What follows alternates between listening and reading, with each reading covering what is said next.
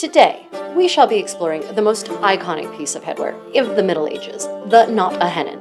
So join me today for an absolutely not comprehensive dive through this hat that has fascinated and generated scorn for centuries. Creative Contessa here, and today we're going to be discussing a topic that fascinates many fashion historians, medievalists, Ren Fair enthusiasts, fantasy lovers, and that is this lovely hat, which some of you know as a hennin, but that is actually not what it was called in the Middle Ages and early Renaissance. So let's dive right in. First up, basically today we're going to be answering the usual questions of good journalism. Who, what, where, when, why, and how.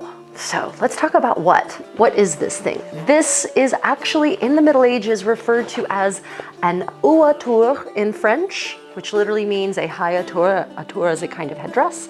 Also, it was called a grande corne, a big horn, basically. And in English as well, it was also referred to sometimes as a horn. The moniker of hennin became the de facto label for this type of headdress thanks to a 19th century author writing on the history of costume, who found a passage in a chronicle written by Enguerrand de Montrelay dated to 1428. In this chronicle, the use of the term hennin is attributed to a particularly fiery Carmelite preacher, one Brother Thomas Couet, who apparently preached against women indulging in excessive clothing.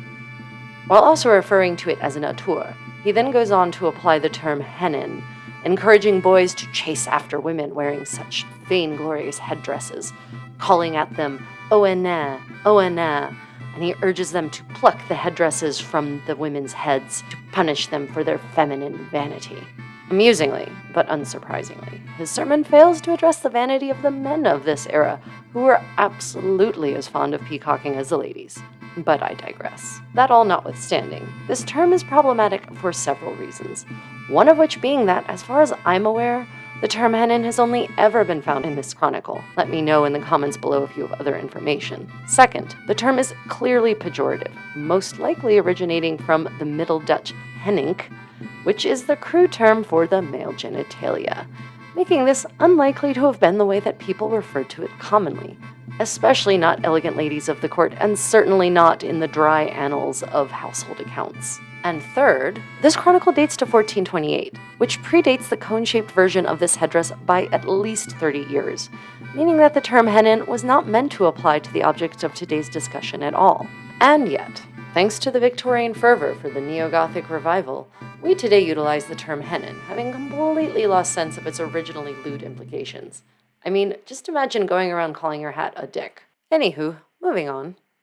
Where was this style of headdress worn? Well, it was worn basically in the Franco-Burgundian sphere of influence. It was also worn in England because, of course, the English court was closely tied by dynastic connections to France and Burgundy, and depending on how the king was feeling at the time, was sort of politically allied with one or the other. And aside from all that, of course, were the immense mercantile connections that bound France, Burgundy, and England at the time. And so they really did share a sort of fashion palette, shall we say. But interestingly, I have also encountered chronicles from Italy, from the Italies, because of course there was no Italy before the 19th century, from the Italies that talk about the ladies, the local ladies, the Florentine ladies, in fact, wearing French headdresses, or headdresses in the French style. Tall headdresses, in fact, was the specific word in the French style. So this is a style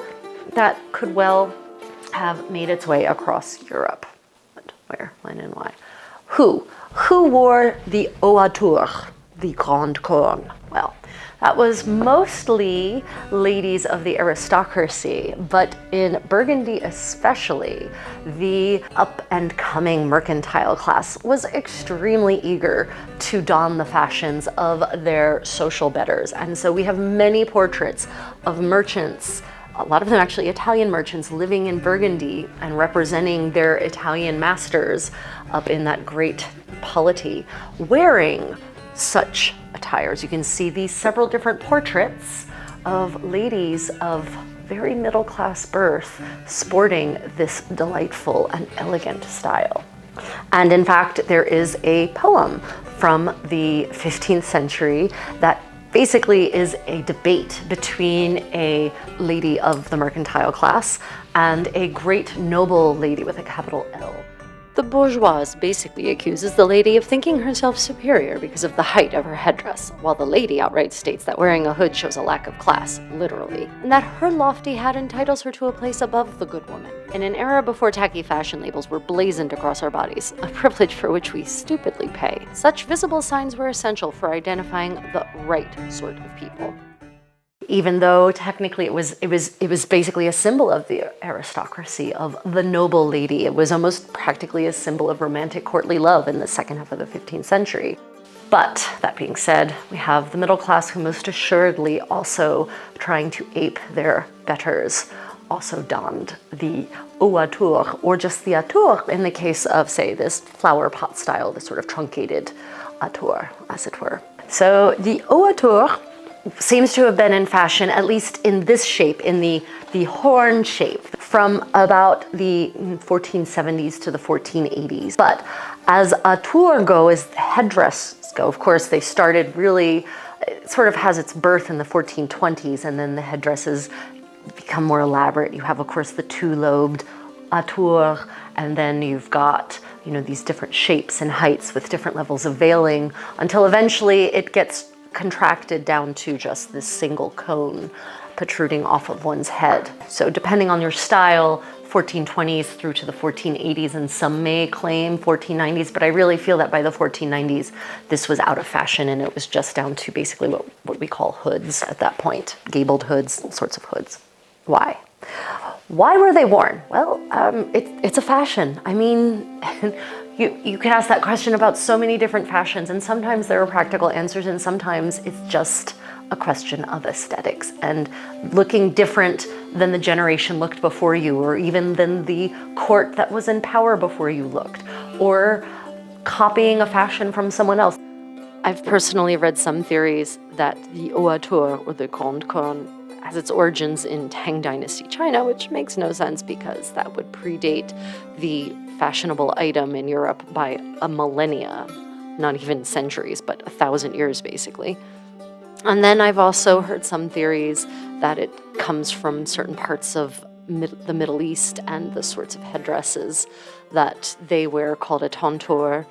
Also, of course, the Mongolian fashions, actually from the Middle Ages, the ladies wore a very tall steepled headdress, which does in fact bear quite a bit of resemblance to the haut à tour. So who's to say that this perhaps is not the origin of the fashion having reached Europe through the Silk Roads, maybe through the Ottoman Empire perhaps? Some people claim, well, that's not true either. Well, it could be. That could well be it. Or it could just have been sort of the natural evolution of going from 14th century headdress styles and hairstyles, which are more or less very close to the head, and just a tendency to do something different and more different and more different until finally you reach the full elevation of the haut à tour. So who knows? Many theories abound. What do you think? Where did the haut à tour originate? Pure fashion, pure aesthetical choice, or influence from other cultures outside of the Franco-Burgundian sphere of influence? Combination of all of the above. Let me know in the comments below. How's that for a prompt for engagement? If you're enjoying this, please do take a moment to hit that thumbs up and leave a comment. That really helps get my content in front of more people and allows my work to thrive. And if you're feeling really supportive, then consider becoming a patron on Patreon. It comes with a host of perks, including discounts on my workshops and events. Okay, back to the question of the haut à tour. How? Now that is an interesting question and one that many people have debated. How on earth did this thing stay on a lady's head? And in fact, based on the primary source evidence that I have extracted about the haut à tour, it seems it was a problem. And in fact, that when one wore a veil on this, the wind could turn the veil into wings, and it would be, the whole entire headdress would just be carried away, as discussed by chroniclers, observers of the era.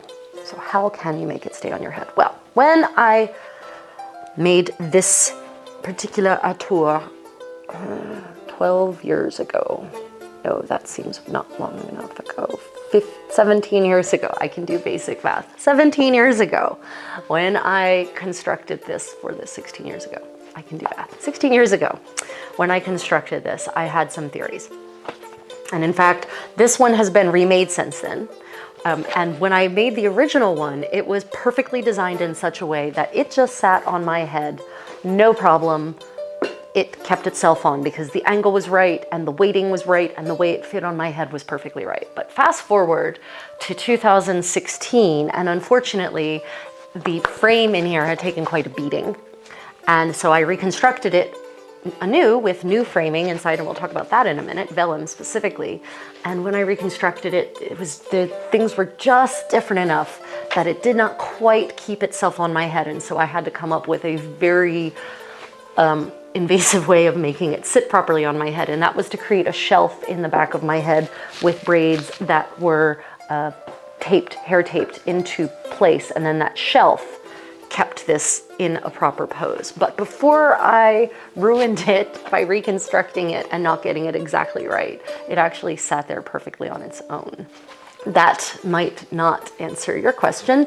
Some ladies some ladies put their hair into a bun that sits here, and then they actually pin the atour to the bun. There's plenty of very scary looking hat pins, hair pins from this era, so that seemed very plausible. And ladies also tended to have quite a bit more hair than we do modernly in this era, so it's perfectly likely that they could have made a bun that would actually act as an anchor. My hair is not, for all it looks nice and thick and curly, it's not thick. It compacts down into a tiny little bun, so it's not useful for pinning on something like this in the least, and it will never grow longer than this, no matter how desperately I may want that. This is it. This is max length for me. Yay, genetics. Other methods for securing to heads. Well, if you start looking at a lot of imagery from this era, specifically portraits, I always look at portraits. So, brief break.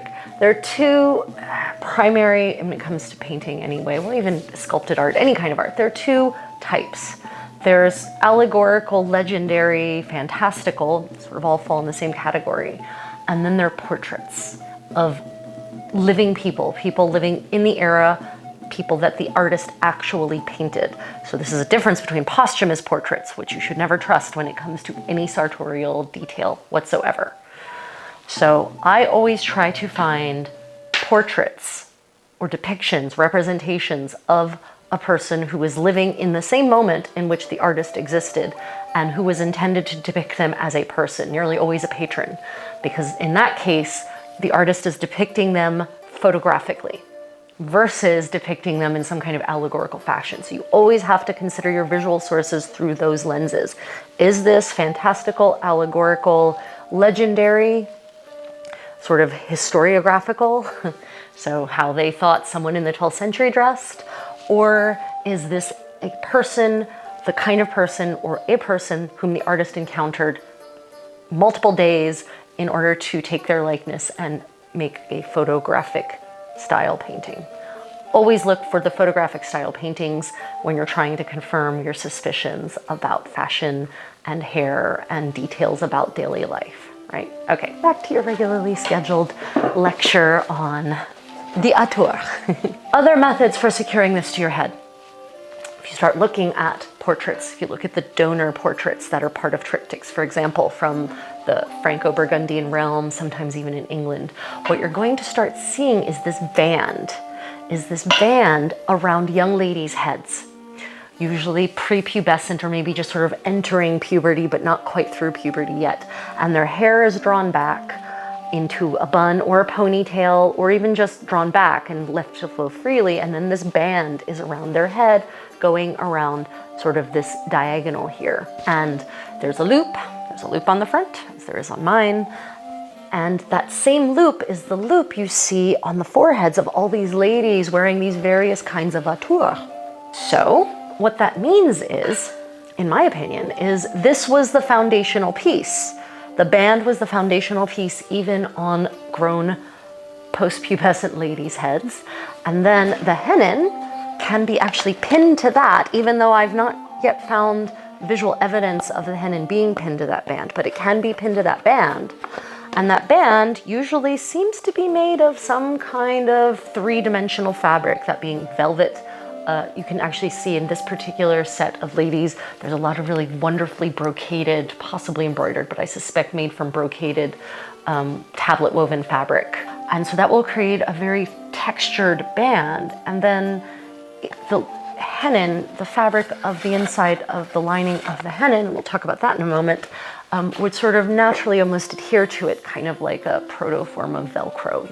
Velcro states this, but mine is made of velvet, and it certainly has a bit of a stick to it. So that is one way in which these could have well been secured to the head. So what about you? If you wear a nature, how do you secure yours to your head? Does it just sit by virtue of how it's balanced naturally upon your pate? Or do you use some other method, your hair or the band, hair in combination with the band, pins? How do you keep it on? Today, we're going to explore the construction, materials, and layering of this jaunty fashion statement, my lessons learned from years of sporting it in a variety of live fire conditions, and my plans for Not-A-Hennin 3.0. Let the geeking out commence. So let's talk about the construction of my hennin and why I construct it the way I do. So when I started this whole living history journey in the mists of time, I've said it before, I'll say it again, the internet was a vast wasteland of chat rooms and porn and not much useful. And I didn't have access to a research library. I didn't have easy access to a university library, and I had no idea about interlibrary loan that I possibly could have maybe done through my high school and probably could have done it through my public library, but it didn't occur to me that that was a thing. And even still, so much has been published since then on the topic of medieval fashion and Renaissance fashion. So much new evidence has come to light that, 30 years ago, there just wasn't that much out there like there is now. That means I had to come to a lot of conclusions on my own. Fast forward to the early aughts, I was living in Germany, my little happy German idyll, and I went to the Berliner Kunstgewerbemuseum, which is the Berlin Museum for the Applied Arts, which has a vast trove of gorgeous medieval treasures. Please don't let this hideous facade fool you. Inside is a wealth of daily objects from medieval life, very well preserved, beautiful pieces of furniture like this one, but also this bishop's mitre was on display there when I was there. And I'm not certain whether it's still there or not. It might be back in Minden in the cathedral treasury, but this mitre was amazing. And it dates to the 1420s and 1430s, Central Europe, and I saw it and I noticed this little corner, the top corner, had worn away, the fabric had worn away, and there I saw wire frame for the top to maintain that nice peak, but also parchment, vellum, and in the description it in fact said that it was composed of vellum and silk and embroidery and all sorts of metal applique, and I had a eureka moment. I said, oh my God, that's gotta be how hennins were also made. If these tall bishop's mitres, which were sort of the sacred version of the atour, then why would you construct the secular version any differently? And it made sense because vellum is light, it's easy to work with, it's easy to sew through, but it's also very resilient. It's easy to shape into the shape you want. It's easy to cut, super light. I said, that's it. My next hennin, as I called it, my next ouatour is going to be framed in vellum. Well, that meant I had to find real vellum, and back then it wasn't so easy. And so I ended up with pergmentata, which is sort of a, it's a paper vegetable version of vellum. And so that was my frame. And I had, ran it around wire edging, and then we had to think about the decoration. And again, I looked to the bishop's mitre. Well, the bishop's mitre is covered in this ornately embroidered and appliqued cover on the outside that you see, but on the inside, it's actually just plain silk. And then that is all basically sandwiching this wire and vellum frame. Well, too easy. So next question is, well, how should I shape it? Well, first off, let me say, I don't think I have the kind of face that does well with my hair scraped back and just my face showing. It's just, I don't like that look on me. But thankfully, there are plenty of images from the 1470s, depicting ladies with this beautiful, frame on their face, these beautiful frontlets. And I said, well, I can do that. And that made me look more closely at the hat upon their pates. And that's when I saw that there seemed to be two parts. And it made sense to me because one part actually had a different angle than the other part. You had the cone part that was protruding out, and that was of a much more narrow angle. And then you had the part that actually framed their head, and that actually widened out to frame their head in a way that would allow it to sit, I thought, more comfortably. And hence, this was born, my two-part atour. We have the front part, which has a wider angle to fit my head, and then the narrower cone part in the back. Okay, fair enough, two parts. And then I noticed that a great many of these in the cone part was embroidered. And sometimes later on I noticed elaborately. For example, we have Maria Baroncelli, Maria Portinari, as she was known after being married. Her atour is it's pearled. Look at all these gorgeous pearls with her initials and her husband's initials. That's the M and the T, Maria and Tommaso, right? So I said, well, I would like to do that too. And I was working with the materials that I had at the time. This is actually wool, and I embroidered in white silk this cross pattern. You can see it in this checky form, and that checky form, you see on Maria's hennin. You also see this kind of neat diagonal checky form on Mary of Burgundy's, Marie de Bourgogne's hennin in this beautiful frontispiece from her Book of Hours.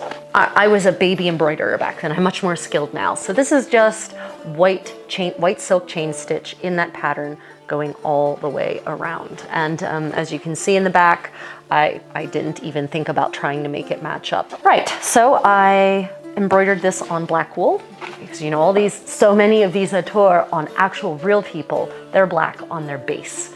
The exception of Marie de Bourgogne, hers is this beautiful rust color.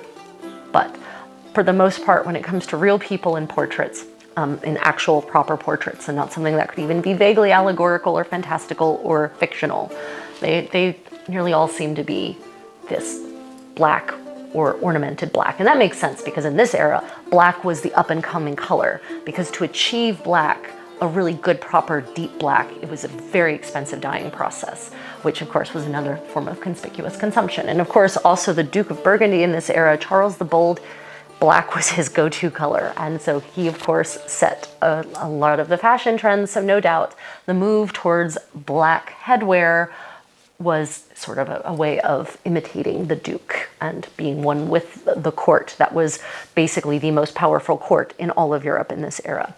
Here we are, back to this. And so for years, decades almost, I went with this sort of two-part fashion, and then to create that nice little frame in the front, I have the lapette, the frontlet, as it's actually referred to, which they're actually mentioned in inventories from England in this era, from the 1470s and 1480s. They actually mention these frontlets. And so I thought, okay, well, that makes sense. It must be a separate piece. Well, how to attach that separate piece? Does the separate piece attach to the atour itself? Or I tried that for a while, and then I actually attached it to that band. And I tried that for a while, and I could never quite find a satisfactory angle, really truly satisfactory angle for this, in my opinion anyway. So went with that for a while. That's all fine and well. But I then started, as I always do, I never assume that what I know is what I know, because in the last 10 years, even the last 15 years, so much artwork has been digitized at high resolution. And I've been able to visit so many more museums in person in Europe and collections, robber baron collections in the US, and get really so up close and personal with these paintings that guards get nervous. And I've been able to see details that I didn't notice the first time I started really looking and considering this. And what I noticed is what I thought was a two-part atour wasn't two-part the way I thought it was. This black part, this wider part, I noticed is actually part of a hood construction. It's almost like someone took a hood, the kind of hood that had the liripipe, and they cut the liripipe part off, opening up the back, and then they slid that over the horn, the corn, the atour. And that would explain why you see these veils that just seem to disappear into the atour. Like, how does that happen if it's one piece? It's because it's not one piece. Because that veil is actually draped on this, and then the hood is put over top of that and the veil pulled out so that it hangs nicely. And then I had another epiphany just a couple of days ago. I was looking through imagery of the earliest French translation of Boccaccio's Decameron, Decamerone. And it dates to the 1480s. And I noticed some of the ladies, there are these gorgeous, almost full-page illuminations depicting the companions telling stories.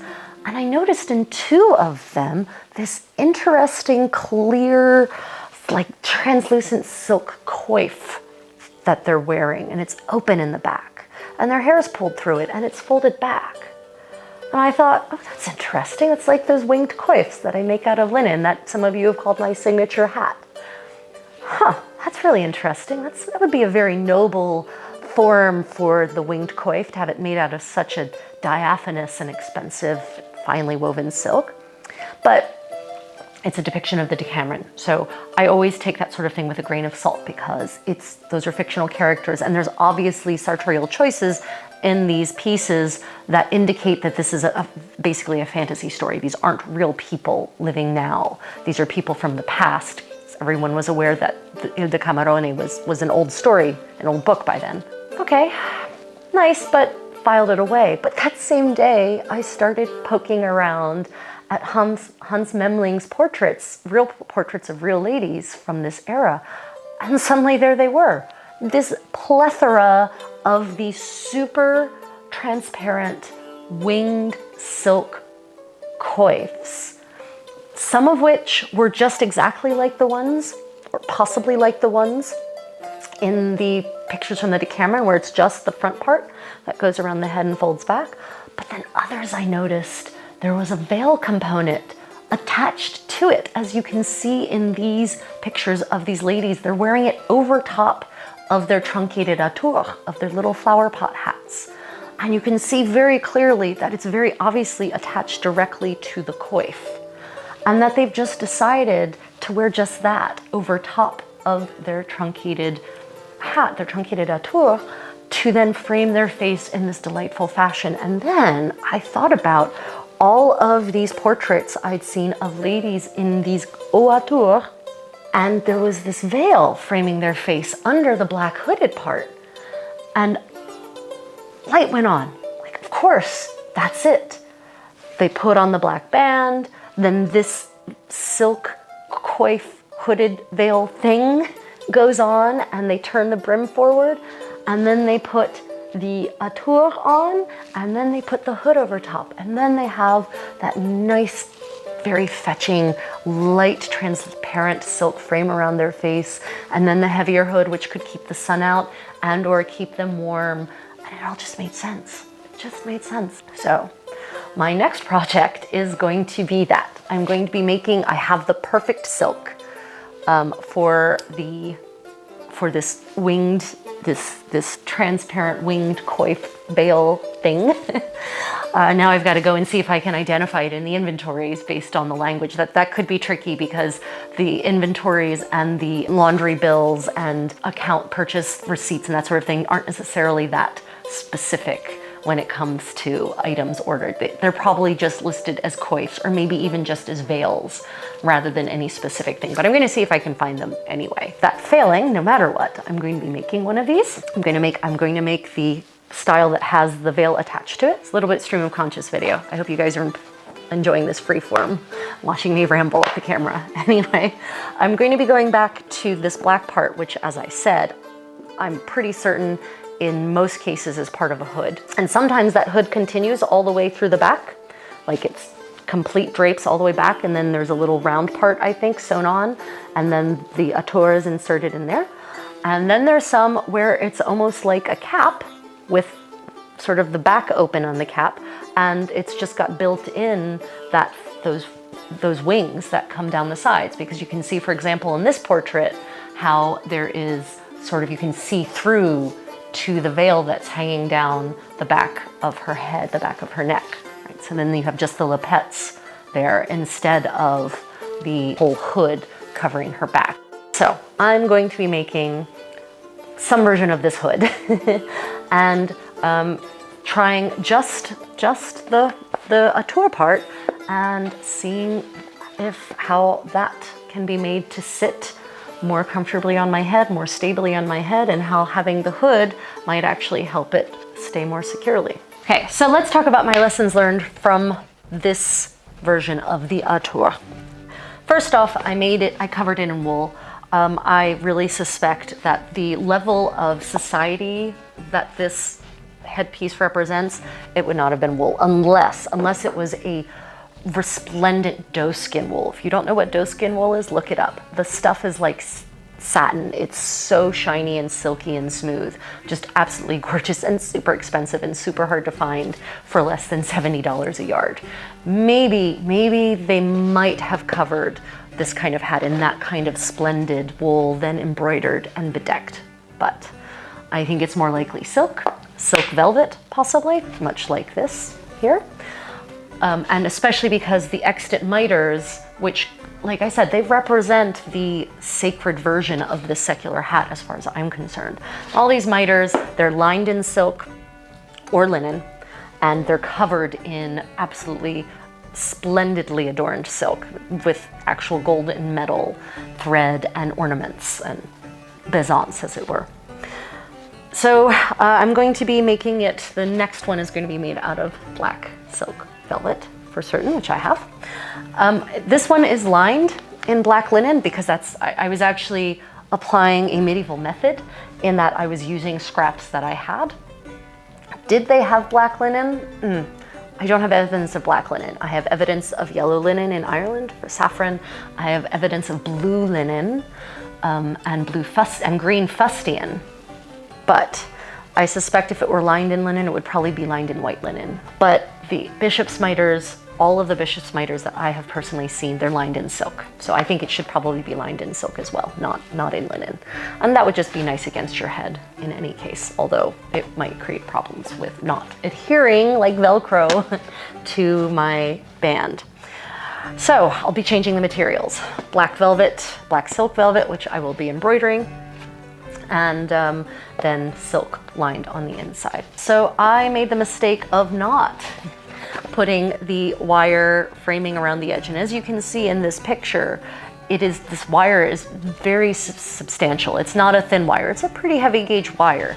And especially for a Contessa who travels as much as I do, where porters are literally just throwing my luggage around as though it were nothing worth anything.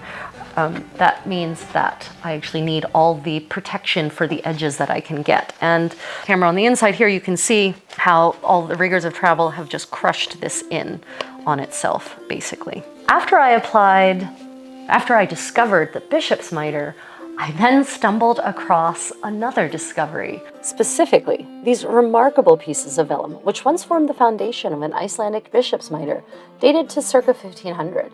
But it's not just any piece of vellum. In the 16th century, they had upcycled a 13th century Old Norse translation of 12th century French romances by Marie de France. Look at this picture with the light behind it. You can actually see the holes where they not only attached the lining around the edges, but also in the middle where they attached the applique roses straight through, not only to the ground fabric, but all the way through to the parchment. Because of course, look at those roses. They're immensely heavy. Those are applique, three-dimensional embroidery, actual gold thread in there, and I think there's padding. So they're pretty heavy. So if you just attached it to the fabric, it would pull the fabric down, but they actually tacked it straight into the parchment.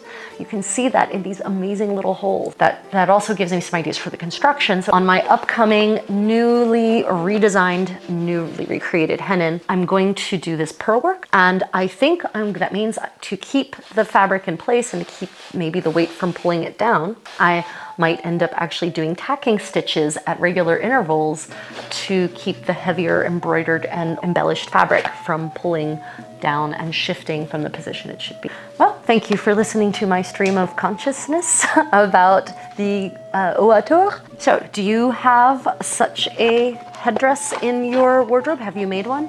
How did you make it? What materials did you use? What is your experience with it?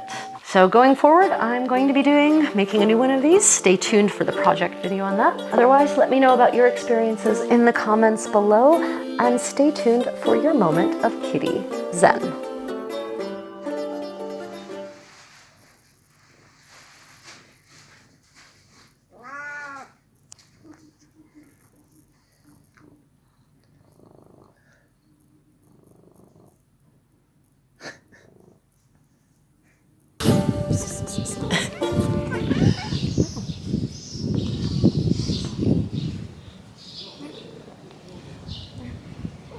Friendly kitties.